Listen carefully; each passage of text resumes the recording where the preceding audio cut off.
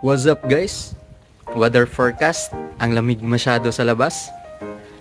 Pero mas malamig ba ang feelings niya sa'yo? Oo, sakit nun. Ayan guys, ayan.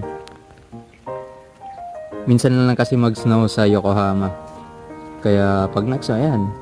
Nag-i-enjoy tayo saglit. Galing ako sa snowboard, no? Pero hindi nag-snow dun eh. I mean, hindi umulan. Walang snowfall. Dito, nasa labas lang ako ng bahay. I-enjoy natin na yung snow mismo.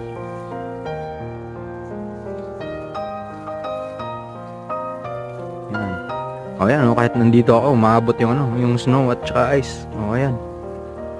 Hindi nga ako lumalabas para hindi tayo maano talaga. Kasi pag lalabas tayo dyan, isipin nyo, mababasa agad tayo. Yan, ganda. Yan lang muna. Thank you for watching.